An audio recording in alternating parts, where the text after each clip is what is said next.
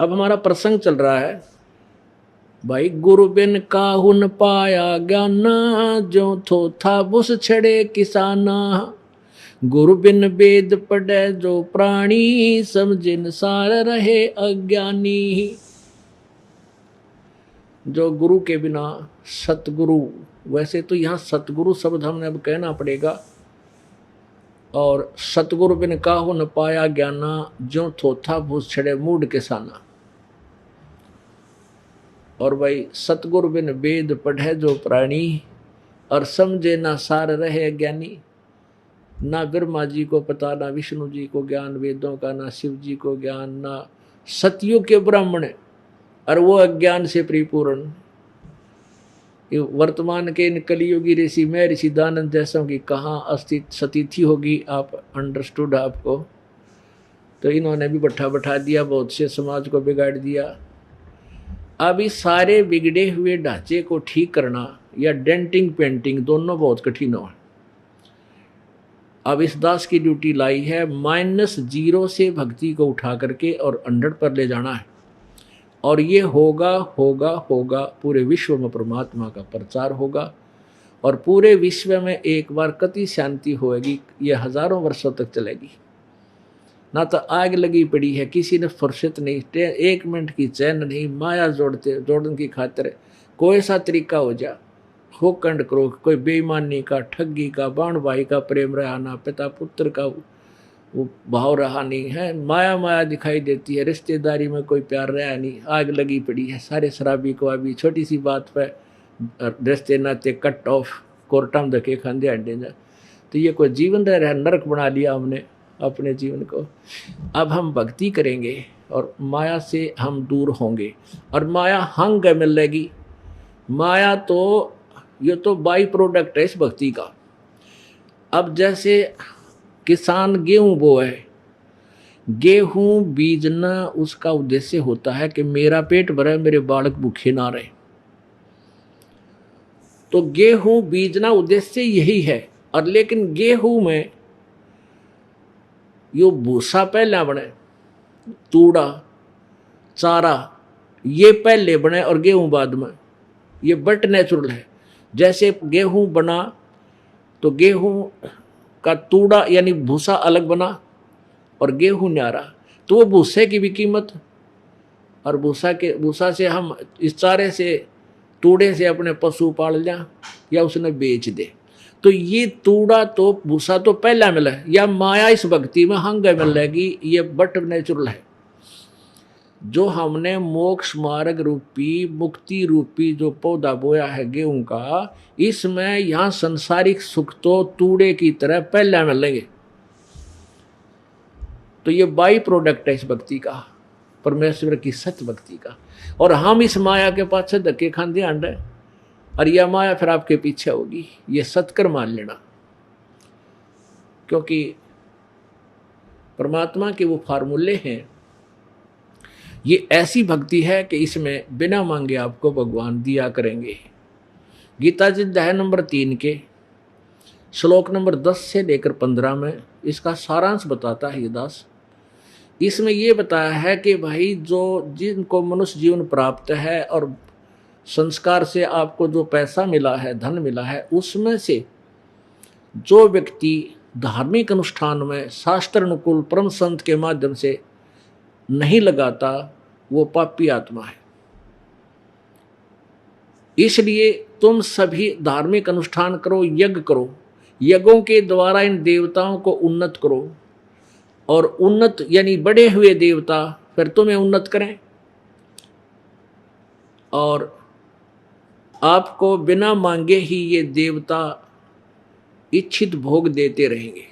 अध्याय नंबर 3 के ही श्लोक नंबर 14-15 का सारांश है कि सभी प्राणियों का शरीर अन्न से उत्पन्न होता है, अन्न वर्षा से होता है, वर्षा यज्ञ से होती है, और यज्ञ जो है धार्मिक अनुष्ठान, यज्ञ माने धार्मिक अनुष्ठान, ये शास्त्र अनुकूल साधना करने से ही उनका फल मिलता है, कर्म करने से। और कर्म लगाए ब्रह्म ने, और ब्रह्म की उत्पत्ति हुई अक्षर ब्रह्म यानी अविनाशी भगवान थे, और वो अक्षर ब्रह्म यानी वो परम अक्षर ब्रह्म ही सर्वगतम ब्रह्म। सर्वगतम ब्रह्म का अर्थ होता सर्वव्यापक, जिसकी सत्ता सबके ऊपर है, कुल मालिक ही सभी धार्मिक अनुष्ठानों में, सभी यज्ञों में पूज्य है, प्रतिष्ठित है। यानी उस पूर्ण परमात्मा को इष्ट मानकर पूजा करने से फिर हमारे शुभ कर्म बनेंगे, और उन सब कर्मों का फल हमें कौन देंगे? ये देवता देंगे।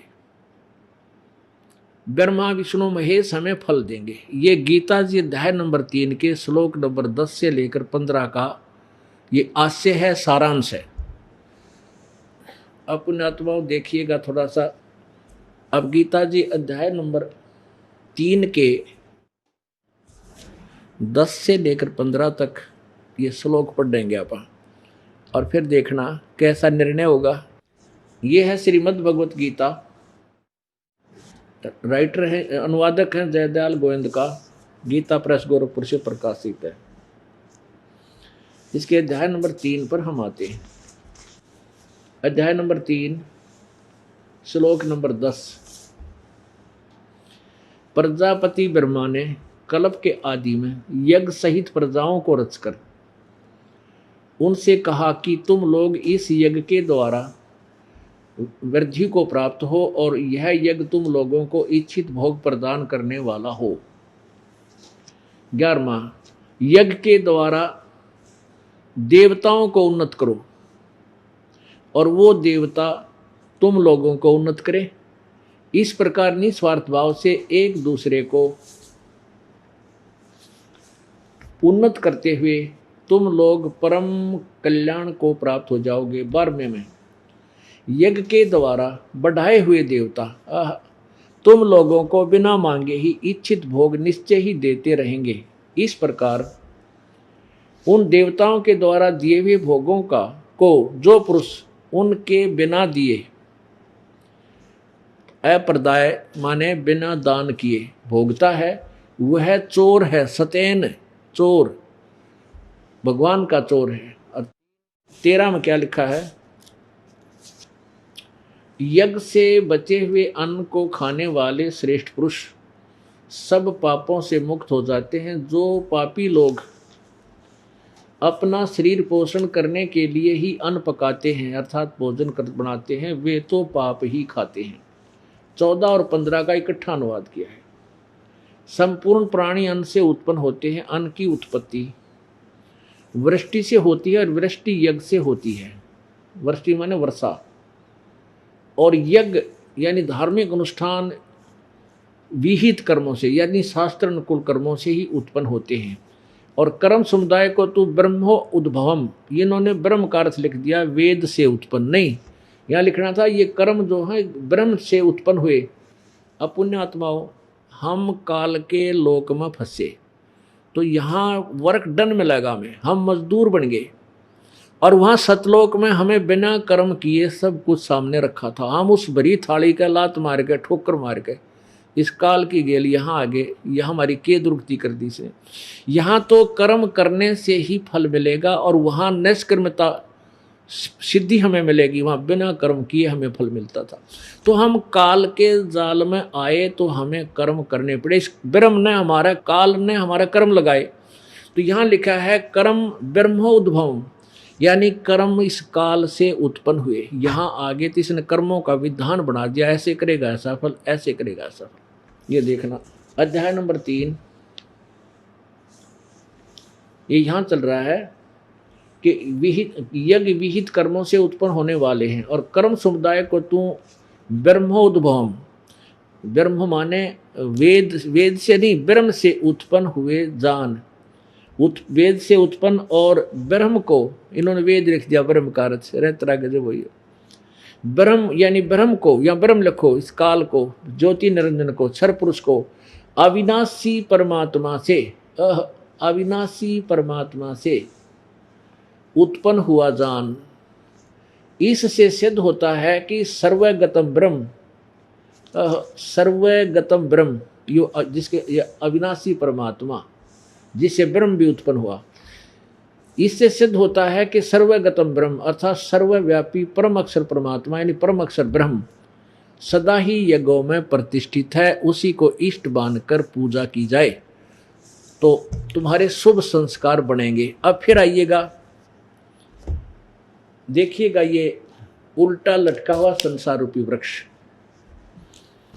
अब यहां से क्लियर होगा ये श्रीमद् भगवद गीता का अध्याय नंबर 3 का श्लोक नंबर 10 से 15। ये देखिएगा, ये है उल्टा लटका हुआ संसार रूपी वृक्ष।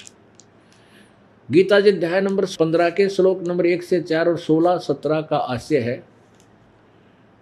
इसमें क्षर पुरुष और अक्षर पुरुष दो भगवान बताए 16वें मंत्र में, लेकिन 17वें में कहा कि उत्तम पुरुष है तो अन्य है, परमात्मा इति उदाहरते ये लोक तरम अविश्य विभर्ति अवैश्वर्य, जो तीनों लोकों में प्रवेश करके सबका धारण पोषण करता है वो परमात्मा परम अक्षर ब्रह्म है। वो उन दोनों से अन्य है, श्रेष्ठ है, उत्तम है। तो यहाँ ये परमात्मा पूर्ण ब्रह्म तो जड़ है, यहाँ इससे खुराक चलती है तनामाई, ये क्षर पुरुष में, अक्षर पुरुष में यानी पर ब्रह्म में, और इससे चली डार में आई यानी ब्रह्म में अर्थात अक्षर पुरुष क्षर पुरुष में, और फिर इन तीनों देवताओं रजगुण ब्रह्मा सतगुण विष्णु तमगुण शिवजी माई, और ये पात रूप संसार, इनके माध्यम से हमें आगे फल मिलेगा टहनी शाखाओं से, यानी ब्रह्मा विष्णु महेश से ही हम ये पत्ते प्रफुल्लित होंगे, हमें यहाँ लाभ मिलेगा। तो यहाँ लिखा अक्षर पुरुष एक पेड़ है, निरंजन वा की डार, और तीनों देवा शाखा है ये पात रूप संसार। परमात्मा ने सच्चिदानंद घन की वाणी में 5वें वेद में लिखा है अक्षर पुरुष, ये अक्षर पुरुष तना, इससे ऊपर जो दिखाई देता है ये पेड़ है। अक्षर पुरुष एक पेड़ है, निरंजन वा की डार, ये निरंजन क्षर पुरुष को कहते हैं, क्षर पुरुष यानी ब्रह्म को, और तीनों देवा शाखा है ये पात रूप संसार। अब आप आइएगा, आप जी एक आम का पौधा लाए नर्सरी से, उसको बीजने का कैसा तरीका है कि जड़ की तरफ से गमले या जमीन में गड्ढा बना के मिट्टी में जड़ों को दबा के और जड़ की पूजा करेंगे, सिंचाई करेंगे, तो तना, जड़ से खुराक तना में गई, तना से डार में, डार से शाखाओं में, शाखाओं से फिर आगे फल मिलेंगे, शाखाओं का फल लगेंगे। अब अक्षर पुरुष एक पेड़ है, निरंजन वा की डार, तीनों देवा शाखा हैं, रजगुण ब्रह्मा सतगुण विष्णु तमगुण शिवजी, ये शाखा हैं, और पात रूप संसार। अब देखिएगा ये भक्ति रूपी पौधा जो शास्त्र अनुकूल साधना है, यहाँ देखिए। अब जैसे ये जड़ है, ये परम अक्षर ब्रह्म समझो, सर्वगतम ब्रह्म, इसको प्रतिष्ठित है, ये हमारा पूज्य है, इसकी पूजा करेंगे तो ये यहाँ से यानी शुभ संस्कार बने। यहाँ जड़ से पानी डाला, जड़ से खुराक चली, तना में, तना से डार में, डार से फिर ब्रह्मा विष्णु महेश रूप इन शाखाओं का फल लगा, ये पेड़ बन गया, तो इनके फिर फल लगेंगे, और ये फल, ये टहनी फल देंगी, ब्रह्मा विष्णु महेश ही हमारा अकाउंट रखेंगे, और ये बिना मांगे आपको ये पौधे फल लदपद हो जाएंगे, टहनियाँ का ब्रह्मा विष्णु महेश के पास आपके शुभ संस्कार बनकर जाएंगे, तो ये बिना मांगे आपको आपके संस्कार देते रहेंगे। इससे सिद्ध है कि वो सर्वगतम ब्रह्म, वो सर्वगतम ब्रह्म यानी सर्वव्यापक परमात्मा, कुल का मालिक परम अक्षर ब्रह्म, वो ही सभी यज्ञों में प्रतिष्ठित है, वही पूज्य है, उसी को इष्ट मानकर साधना करनी चाहिए, और उससे फिर तुम्हारे शास्त्र अनुकूल कर्म बनेंगे, और उन कर्मों का फल देंगे कौन? ब्रह्मा विष्णु महेश, क्योंकि वो यहाँ के कंट्रोलर हैं। इसलिए कहा कि इन देवताओं को उन्नत करो। अब फिर पढ़ो इन 4 श्लोकों को, अब समझ में आओगा, क्योंकि पुण्यात्माओं आप विद्यार्थी हैं, ये दास टीचर है, और ये चाहता है कि आपको इतना रंग में रंग दूं कि आपके पास कोई भी बैठे आप उसको भी रंग में रंग दो। जैसे चंदन के पेड़ के पास यदि नीम का पेड़ भी कहीं उग गया हो, वो अपनी सुगंध से नीम के पेड़ को भी चंदन बना देता है। तो आपको ये दास चंदन बनाना चाहता है, ताकि आप फिर आपके अंदर से यह महक निकलेगी, बस की बात नहीं, और सुनने वालों को भी आप चंदन बना दोगे। तो इसलिए ये बार बार आपको यहाँ बुलाया जाता है। हम अपने बच्चों को विद्यालय में भेजते हैं और 15-16 वर्ष उनको फ्री छोड़ देते हैं, खर्चा भी करते हैं, बेटा शिक्षा ग्रहण करो, और वो सुबह चले जाते हैं, शाम को आते हैं, रात को ही पढ़ते हैं, और टाइम भी लगाते हैं, ट्यूशन भी लगाते हैं, तब वो 2 रोटी का ब्योंत बना उनका कितना कमाई करने का। और यहाँ परमात्मा पाने के लिए आपके पास समय नहीं है। आपको सबसे पहले ज्ञान सुनना होगा। ये ज्ञान अवश्य है सुनना, और इससे ज्ञान ये का फल आपको मिलेगा, आपका व्यर्थ नहीं जाता। तो इसलिए आपने ये रह कर ये ज्ञान सुनना पड़ेगा, और सुनकर फिर आपका भी कल्याण, और ना जाने कितने का उद्धार करवाओगे, उनको समझाओगे, बैठोगे, बुलाओगे। तो यहाँ देखिए फिर वो 3 श्लोक पढ़िए गीता जी के 3रे अध्याय के श्लोक पढ़िए। ये देखिएगा, ये है गीता अध्याय नंबर 3 और श्लोक नंबर 10। यहां से पढ़िए। प्रजापति ब्रह्मा ने कल्प के आदि में यज्ञ सहित प्रजाओं को रचकर कहा था, तुम लोग इस यज्ञ के द्वारा वृद्धि को प्राप्त हो, और यह यज्ञ तुम लोगों को इच्छित भोग प्रदान करने वाला हो।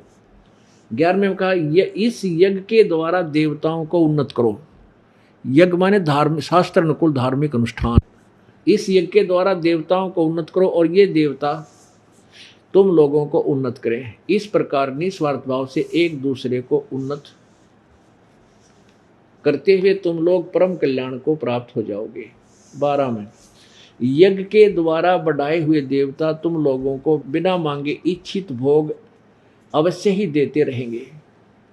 उन देवताओं के द्वारा दिए हुए भोगों को जो पुरुष उनके बिना दिए भोगता है वह चोर है, चोर ही है।